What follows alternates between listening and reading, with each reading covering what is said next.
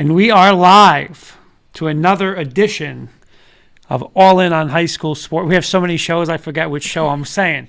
Tonight is All In on High School Sports. Kurt Valenti, Jennifer Valenti. Good evening. And I'm going to get right at Mr. Kirkpatrick. I was going to go with the white hoodie, and Jen said, I'm going to bail you out. So Jenny Hoops has on our awesome All In on High School Sports attire tonight.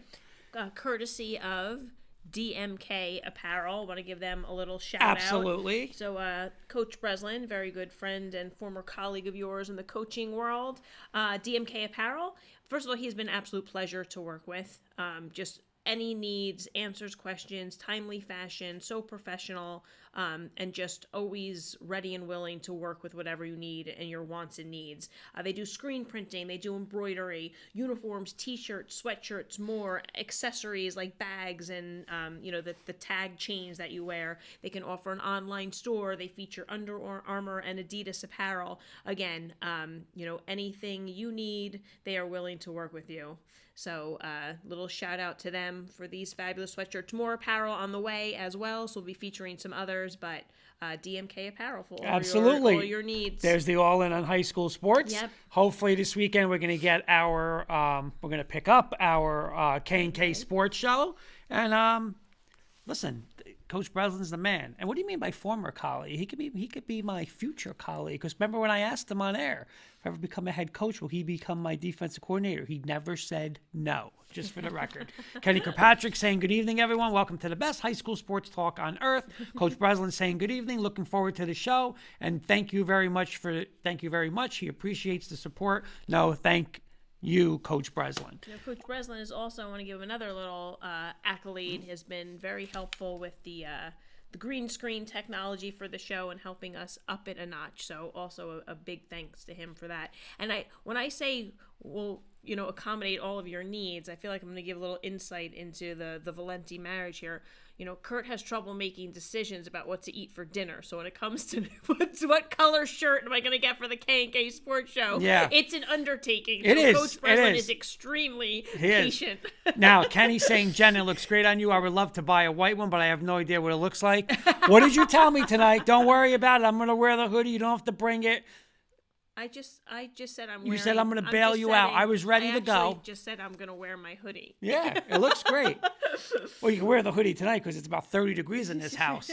How are you, by the way? I'm doing well. Yourself? I'm very good. I got great news today. My boy Von Miller is back. We're going to talk a little NFL right now, but Von Miller's back, so how can I not be in a great mood? We got the NCAA tournament coming up in 2 nights. Even though I'm not in it, and we're going to talk about that with our first guest, big St. John's fan like myself. Let's talk about who our guests are going to be. Yes, this evening. What do we got going on tonight? We'll be joined by the owner of the Fairfield Physical Therapy Center in Fairfield, New Jersey, Justin Solotoff, talking about rehabbing athletes, injuries, and just general sports stuff in general.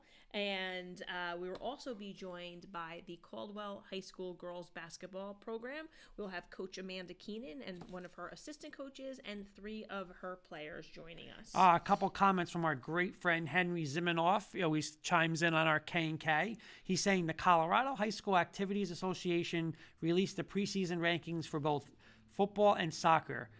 You can take a look at it. Absolutely. And Henry, we would love to cover some kind of high school in Colorado. Absolutely. We would love to do that. So if there's any connections you got, we would love to do that. Absolutely. Very cool. Coach Breslin's also saying, are you, let's go. So he's pumped up for his, by the way, I know we don't want to talk this, but a lot of people are like Coach Breslin. Not only has Rutgers beating the first round game, they also have Rutgers beating Houston, going to the Sweet 16. Oh, wow. So I heard 3 people saying that. Kenny's saying instead of a top 5, could I ask a debate question later? Of course you can. What are we going to say? No? Shoot it at us ahead of time so we have, in case we have our gap to fill. We don't know when we're going to have our time. And in fact, while we're waiting for our first guest, we can throw out our little teaser for what tonight's topic will be if indeed we do have time for that topic. Sure. One of our former guests 2 weeks ago mentioned, when you prompted him, what are some changes he would like to maybe see from the NJSIAA, he mentioned, that New Jersey coaches do not have the ability to coach their athletes in the off season, while school's in session. Obviously, when that last spring sport ends, it's open season for all sports until the fall sports officially begin. So our debate is, should New Jersey high school coaches be able to coach their athletes in the off season during the school year? What are your thoughts? Before I get to my thoughts, I want to just read a comment real quick from Jay Longo. Hi, everyone. I hope you are doing well. We are doing great. Hope you're doing well. Yeah. And I also want to give a nice little prayer to his mom. I know he posted on Facebook that his mom was a little ill. She's getting better, which is awesome. So prayers out to your mom and you and your family. Well wishes. So yes, absolutely.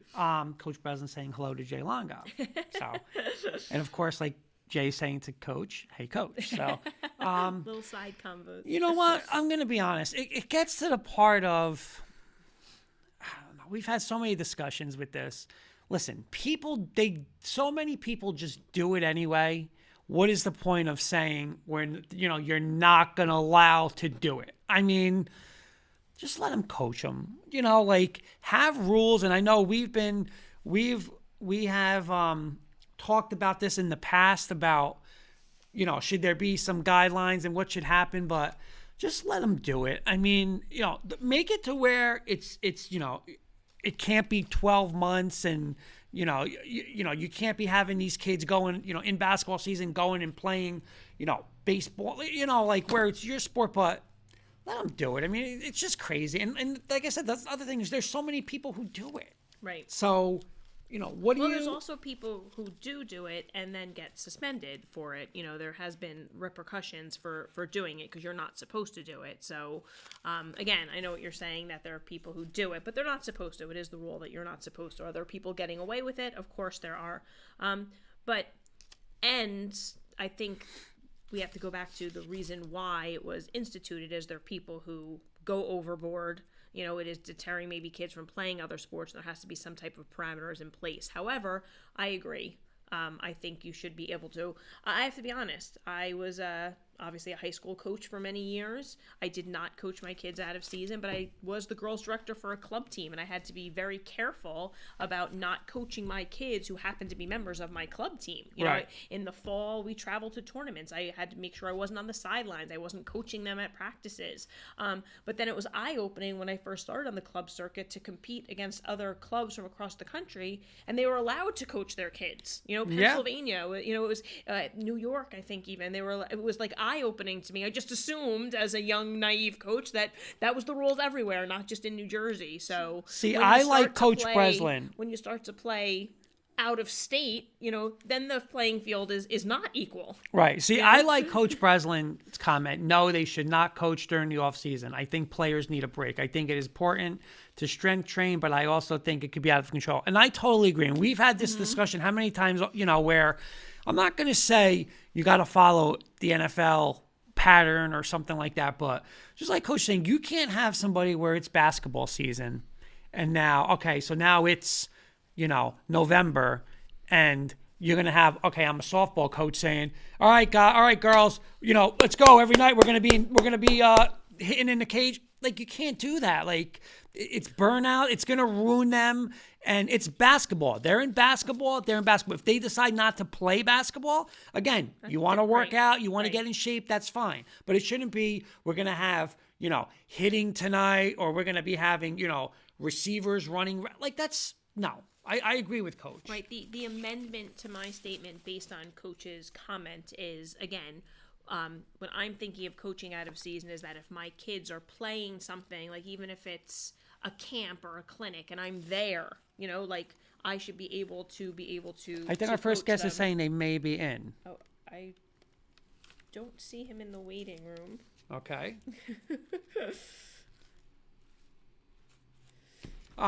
So that's my theory. I'm going to say that's my theory is I agree with Coach. You can't just have it to where it's there, it's a free for all, But again, there has to be some parameters, and it's not, I don't mean when I say I should be able to coach my kids that I want them playing with me year round and not playing any other sports. But the ability to be able to coach them, you know. And again, but that's where the fine line is, because my view of it is not some other coach's view, and some other coach. You know what? Oh, this is good. Penny's gonna like this comment. This is great. I have to take the hit on this one. Hello to our first guest. Welcome. Allow me to introduce our first guest to the audience. We have with us Justin, and you know what? Forgive me, Justin. I don't want to mispronounce your last name. Solotoff. Am I saying it correctly? Yeah, Solotoff. Solotoff. Nice to see you. The owner, operator, and lead physical therapist, of course, at the Fairfield Physical Therapy Center. Thank you so much for joining us tonight. You're welcome. Hi, guys. Thank you, Justin. I can't go off script tonight. I'm going to get in trouble, Justin, if I go off script. But I want to talk so much like NCAA talk with you, but that's for another night. So I'm gonna ask you a different question first. Justin, what made you get into the field, and can you explain all the different services you guys offer at the Fairfield Therapy Center, Physical Therapy Center? Yeah, sure. I was in a car accident actually when I was a teenager. I was a passenger in a car, and banged up my knee pretty badly, my ankle, my hip pretty badly. I ended up having to go for physical therapy for 2 years. And physical therapist was great. The other assistants were great. And I really fell in love with the field. And so going into college, I went to Emory University. Going to college, I knew was something that I wanted to do. So I took all the prerequisites for physical therapy school, ended up at Columbia University, and the rest is history. Nice. And you offer a wide range of things at your facility, correct? Yeah, I treat patients of all varying ages, from 5 years old all the way to 95 years old, from different, musculoskeletal issues to neurological issues, and, treat a wide variety of different diagnoses. So we're a show geared towards high school sports, obviously. And what advice would you give to a current high school athlete to help them with injury prevention? Okay, so a couple of things that I thought would be interesting to discuss. So, unlike kind of when I know Jen, you were an elite athlete when you were younger, and I played baseball in college. Kurt, I'm sure you played sports when you were younger. We played one sport per season. Baseball was my sport, so I picked up a bat and a glove essentially when it hit first week in March. And what you see a lot now is you see these sports being played year round, and multiple sports being played at once. So let's say, for instance, somebody's really good at softball. They're essentially playing for their high school team, for a club team, in addition to playing basketball at the same time. And what ends up happening is that they, a lot of the athletes now, they end up with a lot of overuse injuries because they're not giving their bodies a chance to rest. And so one of the things I would advise is, that's kind of what's happening, in addition to actually all these private lessons, hitting lessons, throwing lessons, et cetera, et cetera. So there's just a lot of sports being played pretty much all year round. And so it's important to kind of listen to your body, to train properly, sports specific. And I can go into that further later. And also to rest if you have injury. To use ice and heat and other modalities when necessary, to not mask any injuries with medication, use proper stretching before and after, your sport-specific activity, those kind of things. Justin, real quick, from a comment from our great friend, Coach Breslin, coaches at Ramapo High School football. He's saying he is excited to hear about the PT stuff. My daughter is in year 4 of the 6-year doctorate program at Sacred Heart. So, okay, that's a great program. I actually have 2 of my former patients who are in that program in that year, as well.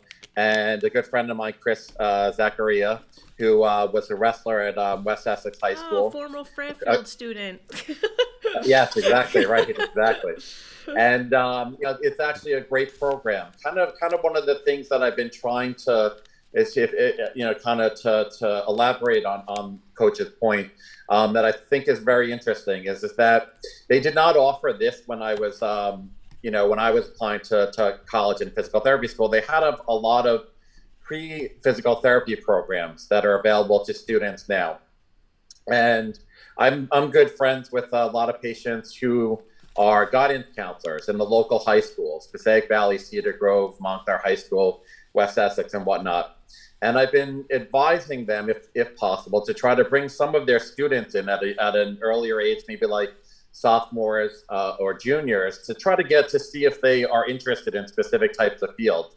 And, maybe to have some contracts out with varying professions. Let's say, for instance, for my own, I have a good friend, Jennifer Shue. I'm sure you know her from Passaic Valley High School, and she was one of the soccer coaches back in the day. She is one of the head guidance counselors at Passaic Valley. So we've kind of connected, and any of the students that come to her saying that they think they might want to do physical therapy or something, maybe in public health, she sends them to us to do some shadowing work. So they get to see firsthand kind of what I do here. And what happens is then I'm able to guide them in terms of, maybe applying to the pre-PT programs, which are a little bit easier to get into than the postgraduate master's or doctoral PT programs that are out there now. There's a lot less competition because a lot of the high school students don't know what direction they want to go, what field they want to go into coming out of high school. And so this, as Coach, said about his daughter, Chris went that route after having shadowed here. And, it's just a better path. It's a 3x3 program, which they kind of are on a tunnel track to do physical therapy related classes and then go directly into the physical therapy graduate program without having to take the GREs, do applications, stuff like that. So it's actually a better approach to go, where some people struggle unless they're elite students. They struggle, going from college into postgraduate DPT programs. Justin, I got to give you a shout out to you and your whole staff, because it was maybe about a year and a half ago. I totally messed up. I was telling Coach Breslin this today, and Jen could obviously be the witness of it, because I hit my elbow. I mean, running up the stairs, hit my elbow. I'm like, I never had this feeling in my life. 2-3 days, my fingers are tingling. I have all this stuff coming up my arm. Jen goes, you got to go see somebody. I said, who? She goes, I got a good friend. Go see Justin. And I got to say, it was the best thing she told me. You guys were awesome. I feel 100%. Your place is great. So I'm going to give you all the props I can tonight. Okay. It was thanks, awesome. Bud. Appreciate that. Thank you. That's very nice. Awesome. I'll have to piggyback off of that, because the reason I was able to recommend was that I think you rehabbed me after 3 of my 4 knee surgeries. So yeah, exactly. From 2 ACL reconstruction. So yes, could awesome. not, again, get a better rehab person. So yes, 100%. But we were talking about the injury prevention, and Coach Breslin actually commented, Justin, before you came on, we had a little mini debate about, coaching kids in the off season, how New Jersey coaches can't coach their kids. And you kind of hit upon like all this overuse, because it is such a dilemma for kids now. You feel like, I don't want to say pressured, but, playing in the off season, there's so many opportunities to play everything all of the time, so it's true that you hit so many good points about when you're hurt, you need to rest, the simplicity of icing, the importance of stretching, these kids really do need to do always, but even more so for today's athlete. Yeah, and also, to comment on that too, Jen, is what happens is that, the kids are afraid a lot of times to kind of listen to their body or report to their parents or coaches. Even myself, in terms of specific injuries that they have sports related. Why? Because they're afraid the coach is going to, sit them or bench them, or the parents who have spent a lot of money on all these lessons and whatnot, or in all the clubs and stuff, they're afraid they're going to be upset at them, or, they're going to be a situation where, they're really not, what happens too is you have to realize some of your limitations, not only physically, but also in terms of your skill set. We bring everybody up to think that they're the greatest at everything. Everybody gets a trophy now, even if it's for 20th place, right? And so it's a situation where, it's important to know, kind of where you fit in on a team. Are you a star player? Are you a role player? And to know your role and to not exceed that, to not push yourself, your body, push yourself past injuries with regards to that. So I think it's important to realize that, for the coaches, and the parents to explain to their children that it's really important to, if they have something that's bothering them, not only to let them know, but to let them know quickly, because, especially from my point of view, I'm able to rehabilitate the acute and subacute injuries much better than the chronic injury.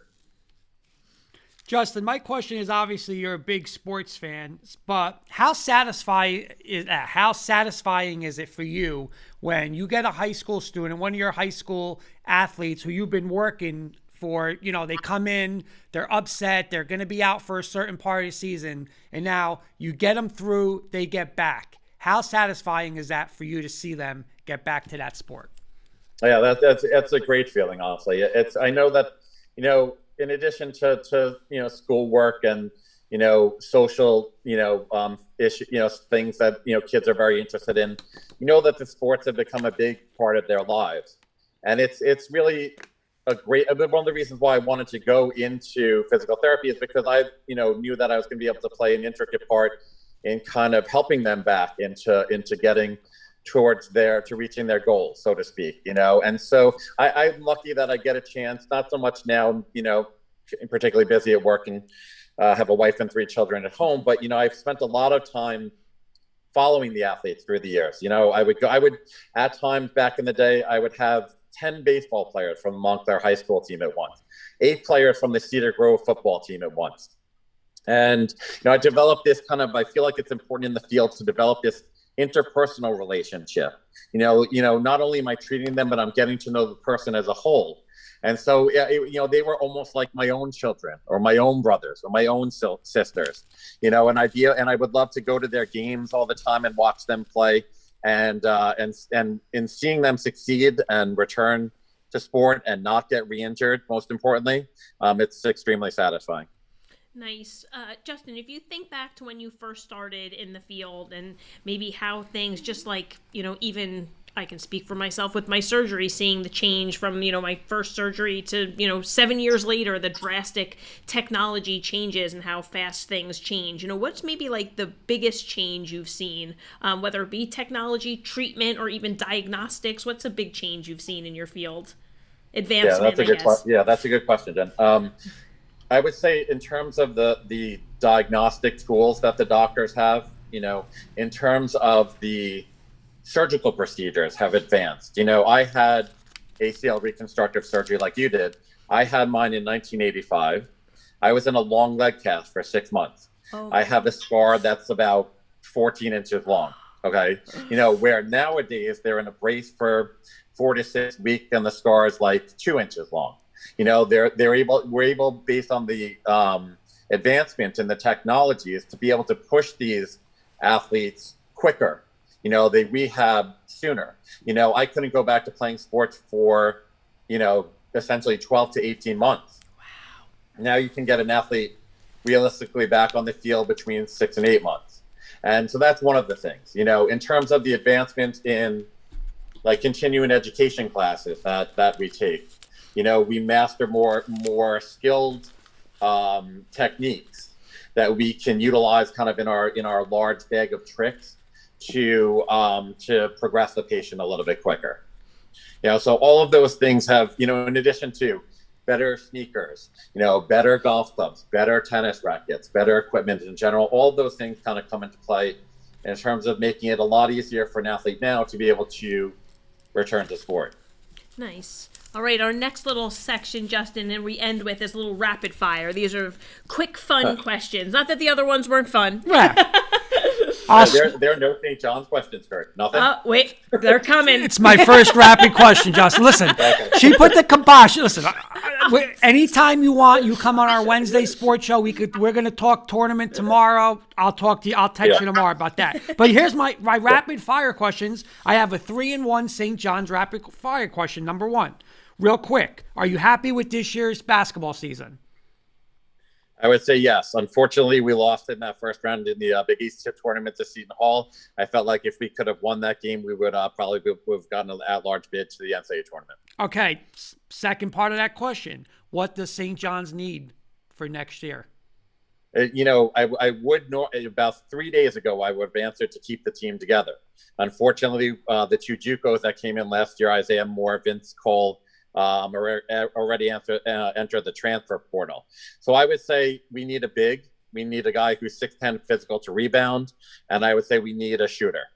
Okay, and my last and most important question is: a year from now, will St. John's be in? Will you and I be getting ready to watch our St. John's Red Storm in the NCAA in the NCAA tournament? tournament? Yes. Yeah, hopefully. That's always the goal every year, but we like to be realistic. You got to set the bar low here, but and I'm kind of ever the pessimist when it comes to this team. But, Mike Anderson's a great coach. He set up a good system. The reason why I think Moore and Cole left is because they weren't getting a lot of playing time. I think that's because they weren't playing hard on the defensive end. So Mike Anderson, holds every player accountable.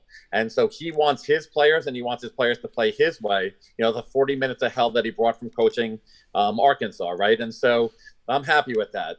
Get us 2 or 3 transfers from the portal. Kids don't have to sit out this year to come to the team. Yep. I think it's going to be an exciting team to go watch. And that's the other unfortunate part. I've had season tickets since 1983. So this is the first year due to COVID that I've been able to get to a game. Love taking my kids to the games and whatnot. I'm sure you love going to the games too. And let's make that our goal next year. There you let's go. Make it our goal so you and I can hit a big game at the Garden. There you go. There you go. All right, Justin, you're located in Fairfield, so what is your go-to takeout place for lunch? Oh, that's interesting. That's a good question. Who do I plug here? I would have said Lombardi's because my good friend Al Lombardi actually, owned Lombardi's, but Lombardi is no longer in Fairfield. I'm going to say Il Classico. Good one. It's a great deli on 46 on the westbound side. Good friend of mine, Chris Guerrero, and his family owns that deli. Great sandwiches, great soups, great people. They are phenomenal there. Agreed. Okay. Oh, by the way, we're getting see, I don't even want to read this, Justin, but this is from our friend Kenny Kirkpatrick, the other host of K&K Sports Show. Not when you lose your recruits to Illinois. He's trying to be a wise guy over here. Keep the New York kids home. Keep the New York kids home. Yeah, he's talking about Andre Cabello. I know who he's talking about. Yeah. All right. My next one is most famous person you've ever worked on. Okay, I would say 2 real quick. I'd say athlete-wise, David Njoku was here when he was a 3-star wide receiver, tight end, safety hybrid out of Cedar Grove High School. As many people know, he went on to star for 2 years at University of Miami as a tight end, drafted the last pick in the first round by the Cleveland Browns, and he's been a productive NFL player. Peter King, who is a very good friend of mine, he started out by bringing his daughter, Mary Beth, to me. She was an elite softball pitcher back in the day. And then he started coming as a patient. He's always training for like half marathons and whatnot. And he's a great person to have here. He knows so much about football. He's the go-to guy for football. And, we always have a great time kind of going over some stuff. And he's done some shows on Mike and the Mad Dog from here. And he's in my fantasy baseball league. And so I'd say those 2, probably. Okay. And Justin, what do you think the toughest high school sports injury to rehab is? Toughest high school sports rehab. I would say shoulder related. I would say labral repair or rotator cuff repair. Okay. My last one, I'll make this real quick. Best college, it doesn't have to be the tournament. One coach, who's the best coach in college basketball today? Who's the best coach in college basketball? And then I'm going to give you my Final Four teams. That's Jen's last question. Last question. I have a question still, so that's what it is. I'll give you my sleepers too. Okay, so best coach in college basketball. That's not Mike Anderson. I would say Coach Bennett from Virginia. Yes. And I only say that because you're a UVA Cavalier grad, and I know that's going to piss him off. It is, Justin. It is. You know it is. So he doesn't done. mean that. That's great, though. He doesn't mean that. I didn't even script it, but he said it. I mean, you got to give him props off the look. If that's the last NCAA tournament win, championship win, he coaches great defense, gotten good recruits. They're having COVID issues now. Let's kind of see what happens. But, there's some of the smaller schools, the Cinderella teams, those coaches are unbelievable. They don't get a lot of publicity like the big coaches, but, some of them are so consistent and year in and year out. They turn down the big time, jobs to stay at their school, show some loyalty. So, yeah, I mean, there are a bunch of those. Nice. Coach Bennett makes his not just players; he cares about his people and pillars of character and gets. By the way, today is happy. By the way, Justin, today is the anniversary of the number 16 UMBC defeating Virginia. But I'm not going to say that. I'm not going to get into that tonight. Tonight's the anniversary, which is what maybe now they needed to win a national championship. I know, Justin. I know. Okay, and your last question. The last question, is our NCAA Final Four and your NCAA champion. Okay, I would probably say, and I haven't looked at the brackets too much, but I would say I'm going to go Gonzaga up top. The bottom one's interesting because the 1 seed University of Michigan's dealing their star players actually out with a stress fracture in his foot. I'm going to say in that bracket, and Alabama's kind of a week 2, Texas week 3. I'm going to say Florida State as a surprise team in that one. Okay. Watch, they'll lose in the first round. And I'm the ultimate jinx, by the way. On the top, Baylor's the 1 seed. They might have a tough run. Wisconsin's lost a ton of games. So North Carolina gets past Wisconsin. They might have a tough time with North Carolina as an 8th seed. I'm going to say Texas Tech out of that spot, believe it or not. And Matt McClung, the transfer from Georgetown. Yep. Watch him in this tournament. And then, because he always killed us, in the St. John's game. And then I would say down on the bottom, I'm going to have to say Illinois. Illinois is probably, Illinois is going to come out of that bracket. Houston's a week 2. Watch out for West Virginia, kind of as a sleeper, as a 3. And, Rutgers can get past Clemson. They might have a shot again at knocking off Houston at 2 because they're kind of a week 2. So I'd say Final Four, Gonzaga, Florida State, Texas Tech, and Illinois. And then I would say Gonzaga, Illinois, Gonzaga to win. There you go. All right, nice. Running the table, baby. Running the table. And if anybody from the show wins any money off of that, then I gotta get a cut of it. That's going to be one of my little brackets. I want to do that. I'm sure he will rewatch this. Oh, yeah.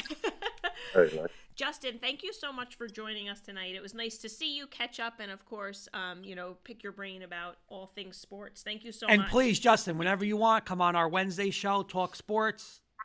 I'll talk about that more. Anytime, Kurt. Yeah, anytime. I'm here at the clinic, doing paperwork all the time. So you hit me up. I'm all good. You guys have done a great job with the show. I've watched some past episodes. Keep plugging away. Awesome. Thank you. Very nice to see you. Thanks, Justin. All right, take care, guys. Have a good night. Bye, you too. Always good. Every time we have just another good perspective, from high school sports. So lots of good stuff with the injury prevention. And we have our next guests ready to go. Okay. So I am going to let them into our meeting as well. And joining us will be the members of the Caldwell girls basketball team. Just making sure we have everybody coming in here. All right. Hello, everyone. Welcome to the show. Just give me a moment to introduce you to our audience officially. We have with us from the Caldwell High School girls basketball program, head coach Amanda Keenan, her assistant coach, Kelli Josephsen, who's also the varsity girls soccer coach. And she's joined by 3 of her players this evening, senior Brielle Guarante, senior Natalie Lorenz, and sophomore Cassidy Brown. This year, Caldwell notched a 12-3 record, 10-2 in conference play in the Liberty Division of the SEC. So coaches and players, welcome to the show. Thanks so much for coming. Thanks for having us. No, like we said, thank you guys. Again, like Jen said, thank you guys for coming. We really appreciate it. And I'll just start with Coach Keenan. You guys, like Jen said, you guys finished 12-3. Can you give us a quick recap of the season and highlight some of your players throughout the season? All right, so we started off just hoping that we were going to play our 15-game schedule. We opened up with the Mount, at the Mount, and we beat them in their home opener. Gosh, I don't even know if I remember which games were which after that, but we kept working hard, and we kept just taking advantage of the opportunity to play each day. Due to COVID, and we were just happy to be able to play with each other. And we were on a roll. We faced Columbia, who was a great team to play in our conference. It was a great game at home. We ended up losing to Columbia at home. And then we won a bunch of our next games. We went on. We played North Tech at North Tech, which was a great environment to play in down at North Tech. And then we played one non-conference, actually a couple non-conference games. We played West Essex, and then we played a team from Bergen County. We played Westwood, and then we finished up at home against the Mount. And during that, shortened schedule, our senior Brielle Guarante was able to score her 1,000th point in probably, I think, our 12th game against Arts at home. If we could have planned it this way, we would have, it was like perfect. It ended up being at home. She needed 19 points the night before at North Tech, and I think she ended up finishing with 16. And then at home, she was able to score 1,000 point, but we had said all along that that's not an easy thing to do. And she's surrounded by awesome teammates. And especially we have Nat here, who is a senior, who worked extremely hard in the off season too, and earned her spot this year. And we have Cassidy Brown, who's a sophomore. So together, all the girls were able to come together, and we had such a good season. Oh, that's so nice to hear, Coach. That's great. And Brielle, congratulations on your milestone and joining the 1,000-point club at your high school. Yes, Congratulations. Thank you so much. Coach Keenan, really quickly, I was wondering if you could explain, how I feel like, and I don't know if I'm misinterpreting, like that some of the conferences maybe played like a little postseason and had a small bracket, but I didn't feel like every conference had the opportunity to do that. And would you mind clarifying that for us? Sure. We did right? not have the opportunity Okay. to have the end of the, a conference finals or anything like that. We were only allowed to play 15 games. Okay. So we made sure that we were, scheduled, had 15 games on the schedule. A couple games had gotten postponed, but we were actually able to fulfill the 15 game schedule, and there was no room for any type of postseason play or anything like that. So we were able to make the most out of, everything that we were able to do. That's in our great. season. Thank you for the clarification. Like I said, I've seen some of these other conferences playing these little mini brackets, and I was just wondering how that determination came to be. Everything was a little different this season. Coach Josephsen, you are a former 3-sport athlete at Caldwell High School, also a former 1,000-point scorer. Can you describe how it feels to be back at your alma mater, coaching young athletes in the sports there that meant so much to you? That's a great question. I would happily answer that. I'm just so proud of our kids.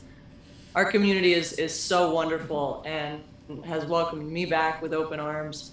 And I actually played, Coach Keenan was a JV coach when I played basketball at James Caldwell. So to have the relationship with her that I have, I think that the kids see that. They see that we get along. They see that we go back a long way, and how important it is to establish those relationships and maintain them. And really the best part of being back at home is being around town and seeing the kids out and about and wearing my old jersey. It's really cool. And I'm just so proud of them. Nice, very nice. This question is going to be for Brielle and Natalie. You guys just finished your careers at Caldwell High School. Can you explain a little bit about what the last couple years have meant to you playing basketball at Caldwell? Nat, can I go first? Sure. All right.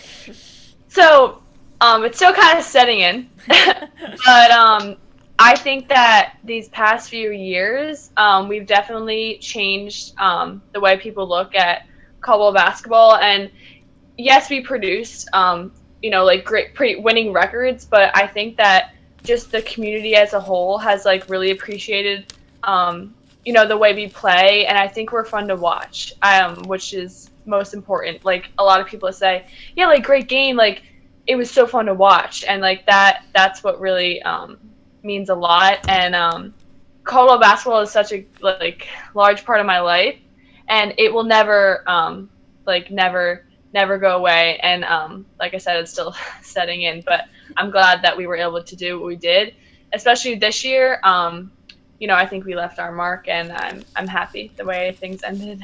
Okay, and Natalie?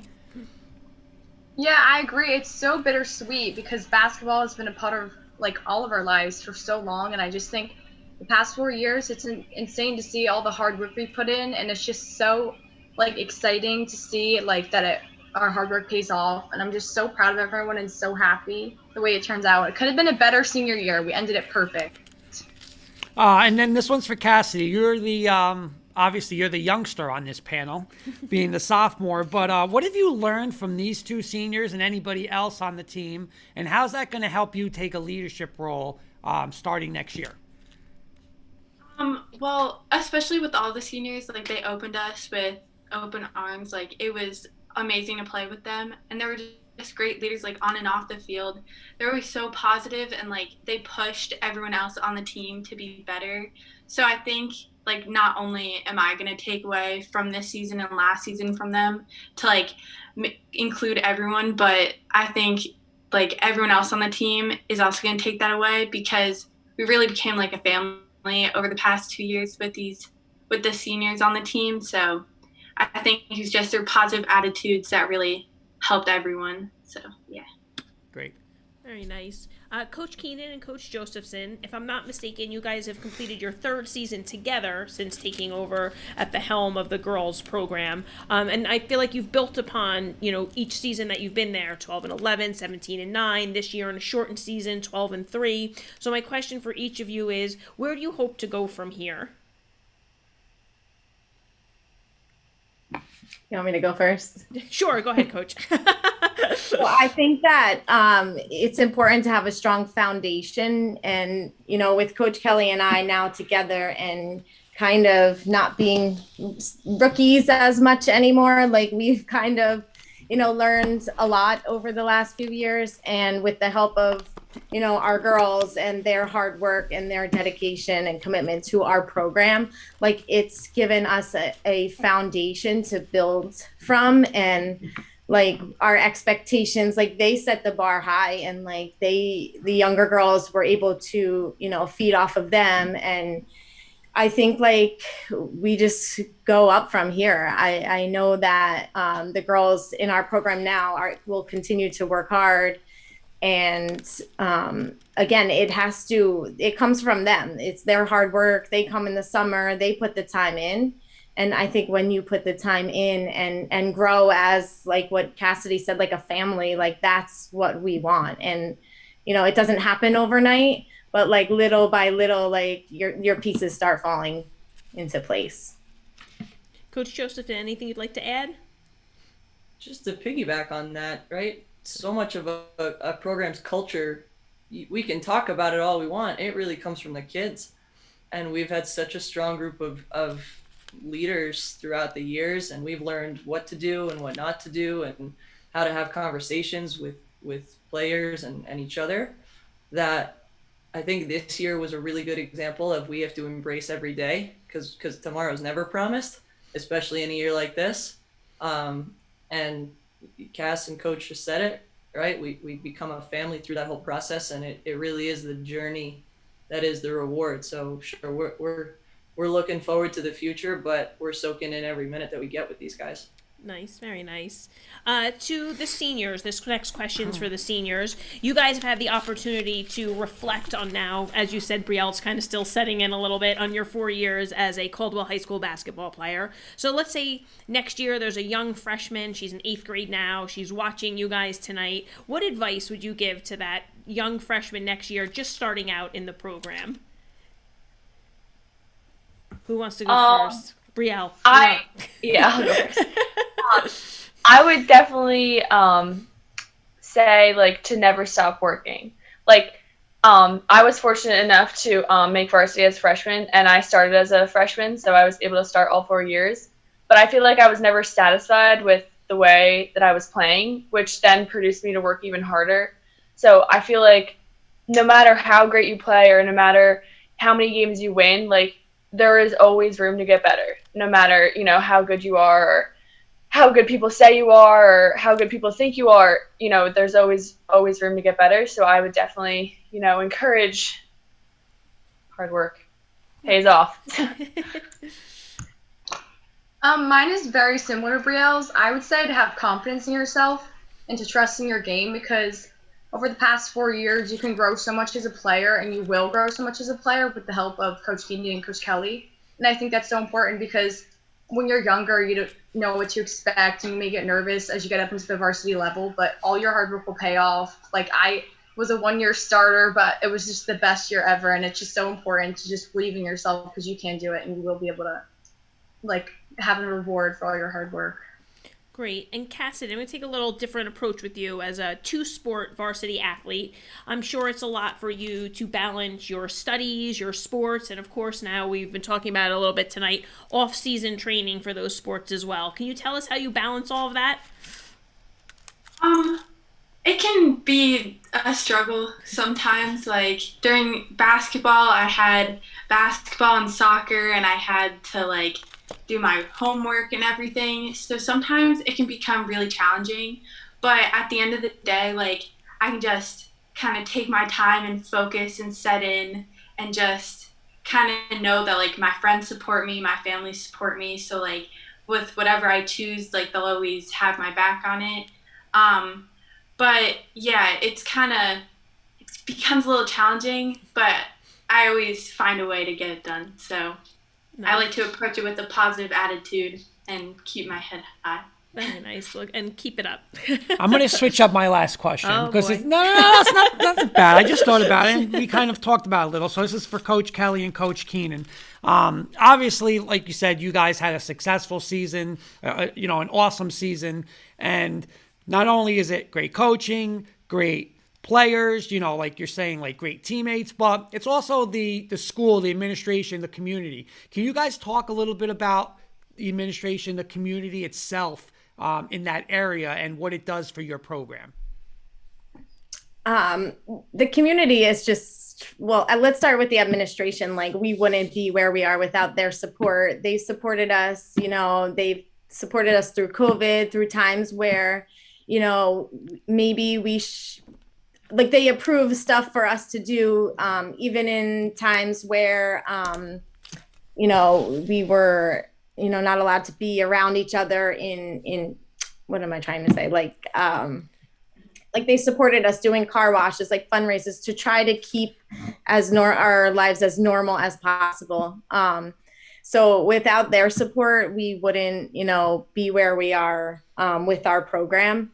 Our community, they've supported us. They've watched our games. They were so bummed. And I'm not talking about parents and family of our players. I'm talking about just people who, were excited to see Caldwell basketball games. And I would see people outside of school in the town, and they'd be like, that was such an awesome game. They started following us over the last couple years, and I would get text messages this year, are your games airing live? They couldn't wait to watch our games at home. And I'd get messages after that was so fun to watch, their excitement. These girls have brought excitement back to Caldwell basketball. And so without the support of our community and our schools and our administration, this all wouldn't be possible.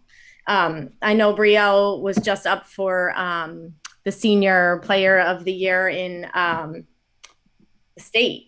And she produced 16,000 votes within our community to awesome. Win that honor, and, that was the community. That was the students in our schools, our middle schools, our high schools, and family. And it's just an amazing outpour of love and support for not just Brielle, but for our entire program. So we're lucky to have everybody support us the way that they do. Coach Kelli, anything you wanted to add, especially as a, Coach Keenan, forgive me, I'm not sure if you grew up in Caldwell, but I know that Coach Kelli did. So again, having gone through the whole, from start to finish. I actually did. I played in high school. Yeah, I went to Caldwell. Oh, nice. What year did you graduate, Coach Keenan? I graduated in 96. Oh, get out. I graduated from West Essex in 93. I'm wondering if we played against each other. Probably. Like the old So funny. Chamber of Commerce tournament, Absolutely. right? Well, it's funny because as doing the research for the show and seeing, Coach Kelly, I'm like, oh, wait a minute. When I coached at West Essex, I coached against Coach Kelly. Oh, that's Too funny. Small world. Go ahead, Coach Kelly. I'm sorry. Oh, that's quite okay. I'll apologize for anything Amanda might have done against you defensively in high school.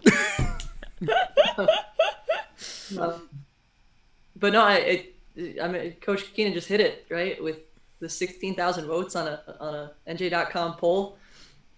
We could feel it. We could definitely feel it, right? We had a fans in the stands fundraiser. We had, as we're pulling the cutouts out of the box, I'm like, who's this kid? Who is this kid? And it was just people who wanted to be there as best they could, and it was really cool to see that come together and having the connections, right? We now, my friends, Amanda's friends are parents of younger kids, and they bring their kids to the games, and it gives our girls, our young ladies, a chance to see the impact that they're having, right? And I know some of our girls do lessons with girls in town, and we do camps and that kind of stuff, and we can feel it, and we want.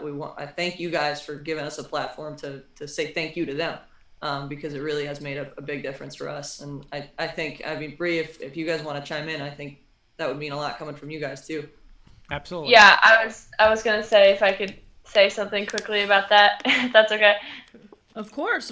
Yep. So, yeah, I definitely, this year I feel like it made me realize a lot of the things. I mean, I was always aware of all the love that was in my life, but I think this year specifically, with the shortened season and no fans and, all of those things that like really made me even more aware of all the support and love that I have. And not just for me, but for this program. It's really humbling to see, and I honestly don't even know how to explain it. Like when I scored my 1,000 point, I was so overwhelmed with gratefulness and just appreciation for, every congratulations, every high five, everything. I really tried to take it all in as best I could. And then producing over 16,000 votes with little kids and teachers and friends and family, it's a lot. And I'm so appreciative of everything, and nothing that the administration or the coaching staff or my teammates have done for me has gone unnoticed. And I really hope that everyone knows that is how I feel, because that's from the bottom of my heart, and I will forever be so grateful. Oh, so nice. Very nice. Anybody else? Want to add anything? Natalie, Cassidy, anything?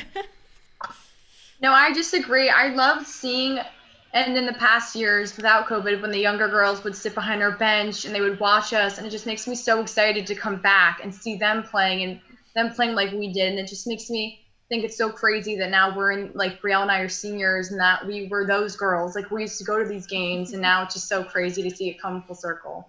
You know what that means? You two will be probably coaching in 8 to 10 years. You guys will be coaching for Caldwell, so just be ready for that. Just get ready for that. Rapid? Yep, absolutely. I just want to make sure Cassidy. Oh yeah, Cassidy. I'm sorry. I didn't want to take that away. Yeah, I agree with what everyone said. It's especially this year, I'd see people out at the store, and they're like, "Oh my God, I watched you on the TV yesterday." The weirdest experience, but I'm so glad that I get to watch you and the teams play again. And I get text messages from people saying that they watched our game, and it just means a lot that Caldwell is so involved in girls basketball. So that's so nice to hear. That really is. That's fantastic. Everybody, it's time for a little segment we call Rapid Fire. So we have some questions that are really just more quick answer type questions, nothing too difficult, meant to be fun. So just to kind of go in order, I'm going to go in the order on my screen. Coach Keenan, if you wouldn't mind going first, followed by Coach Kelly, then Cassidy, then Brielle, and then Natalie. Alrighty, you're up first. All right, here we go. First rapid fire question. It could be college, WNBA, or NBA. Your favorite basketball player of all time? John Starks. Oh, nice. You might be one of my favorite guests. Because there's my favorite of all time. Kobe for me. Nice. really know if I have one, so I guess I'll go with Kobe too. I would probably say Kobe, but right now Paige Beckers. Yeah, I'll go the college route. Or last year, Miles Powell from Seton Hall was my favorite player, and I actually got to meet him last year. We went to go see their games, and it was just so awesome. That's Awesome. very cool. Great. Nice. Good responses. All right. Biggest rival for Caldwell High School basketball. West Essex. Always. I also think like the Mount and Livingston are good rivals for us.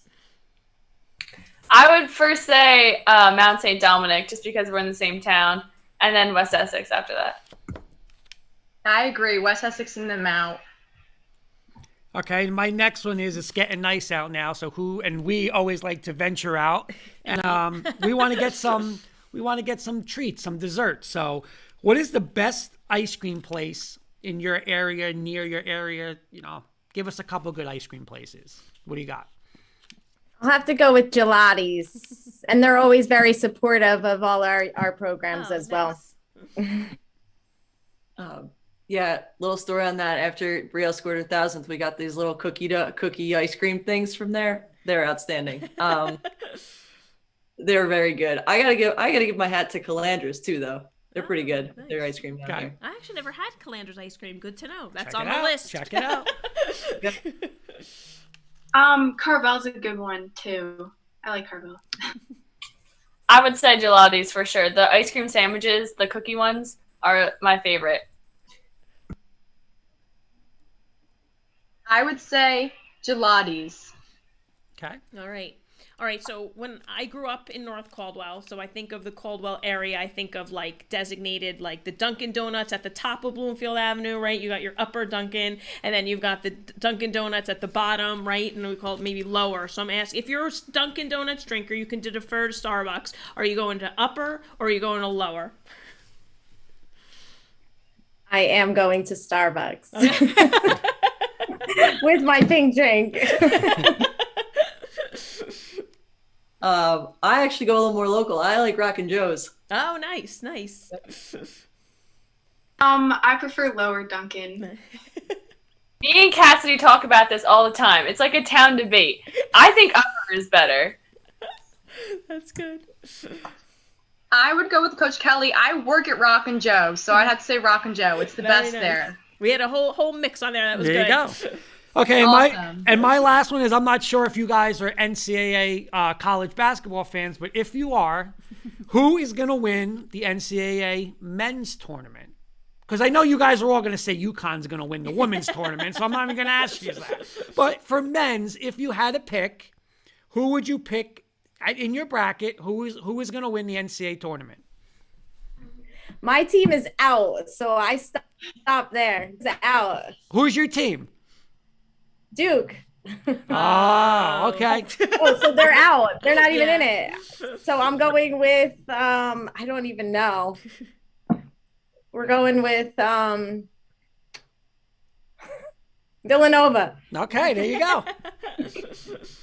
Maybe them. I caught the tail end of your guys' interview with Dr. Justin. I think Virginia. I like Virginia. Oh, nice. This was a Virginia, my alma mater. Well done. Oh, is it? All right. Yes, yeah. Most years I'd go with Villanova, but their point guard is hurt right now, so I'm gonna go with Gonzaga. There you go.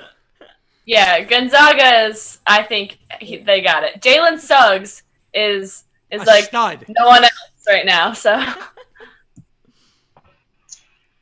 My mom went to Rutgers, and they made it in, so I'm going to say Rutgers. Yes, they did. And Very Coach nice. Breslin, Here, one of our Ruby good Rutgers. followers, he's a huge Rutgers fan. Very nice. Very Yep. nice. All right. Rutgers. All right. Our last rapid fire question. Your favorite practice drill?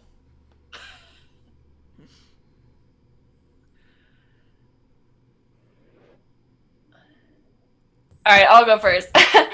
I guess 3-on-2, 2-on-1. I've always loved that drill. I was trying to go with a different one, but I think all-time favorite is 11 man. I don't always think like to that's ask this changed in question 20 'cause years. I feel like that is like the most, and I always get so excited when people say that. It's like a loaded question for me. I'm sorry. Go on, Coach Kelly, you're up. We have a drill called three-fer, where it's you got to make 3 in a row and then 3 out of 4 and then 3 out of 5. And I like that because it's competitive and it's accuracy. So I like that for getting our kids better. I like 11 man as my favorite. I'd say 3-on-2, 2-on-1, because it's like game situations and it's really competitive. Nice, very nice. Well, guys, coaches, girls, it was an absolute pleasure to have you guys on. Congratulations on a great season. And I just have to say, coaches, seeing you with your players and, you know, how they present themselves, you guys have really done a nice job with your program. I know it's not about always the wins and the losses. I wish you nothing but success, but what you're producing in terms of character in your players, it's just so nice to see. And that family feel that you guys talk about is evident just from talking to you guys tonight. So thank you so much for joining us. It's been an absolute pleasure to have you. Thank you so much for having us. Thank you, guys. Thanks. Have a good night, guys. Thank you so much. Appreciate You it. too. Yeah. Okay. So again, another great show. Yep, another good program. We want to thank. I want to thank again all the Caldwell coaches and players. Thank Justin from Fairfield Physical Therapy. I keep saying therapy, said Physical Therapy Center. And no, it was great. And thank you guys for the comments. Thank you guys for watching. And next week, we will get back into our topic a little more about yes, we can definitely revisit and you that. know what's great? It was a great topic because, you know, not only did we debate it, our audience debated it, but, you know, we got into our guests and it got to a question with Justin where not even just a question of what he thought of how it impacts injuries and stuff like that. So, you know, not even about time, more about injuries and stuff. So, but even interesting, just to kind of piggyback off of that a little bit, is that yes, about the injuries, but then it kind of even delved into it. Just again, really makes you think that you know we're adults, we can gauge our injuries, but then these kids are maybe overusing, they don't realize it or are afraid. Just the more you talk about it, you know, just the scope of it just gets larger and larger, you know, the impact it can have. So, and then even talking, we had a multiple sport athlete on our show on the Caldwell program. Cassidy played multiple sports and juggling it, and you know, so it was kind of did all come like, you know, together on the show, the topic and our guests. Yes. Kenny's asking a question. Let's put Kurt on the spot. How far does Virginia go in the tournament? I'll tell you this, Kenny, I'll call it right now, looking right in that HD camera. Okay? They're not going to get upset by Ohio like everyone's saying. They will beat Ohio. Then they're going to be in the Powder Puff game against Creighton. Powder Puff Creighton, Powder Puff Virginia. They beat that Powder Puff, and then they play the monster. And that monster is going to be, what they lose by 28 last time? Gonzaga easily by 20. So they'll make it to the Sweet 16 and get beat up bad by Gonzaga, Kenny. Do you have any thoughts on it right now? Kenny, thank you for asking the question, for allowing him. Obviously, he's, you know, holding it in all night. We had two people mention I'm not Virginia. holding Could nothing not in. have scripted it better. So, yeah, could not have even, you would think that I'd had a hand in it. I didn't. So it was good. So he has more faith in Virginia than I do this year. So we'll see. I do. Everyone's We'll on see. Ohio. Yeah. Don't jump on Ohio. Virginia wins. Real quick, one more time, Coach Breslin, DMK Apparel. Yes. You want to mention Sure. it, please? Again, one little reminder. Again, speaking from experience, pleasure to work with, quality items, and they offer both screen printing and embroidery, anything from uniforms to t-shirts to sweatshirts, hats, and more, all different types of accessories. They can open an online store for you, and they do feature Under Armour and Adidas apparel. So There's the all-in hoodie. Yep. K&K gear will be on by Wednesday. Very excited about that. And that's it. Great show tonight. Yep. Thank Look you forward for to next watching. week. Thank you for watching. And that's it. Enjoy the college games and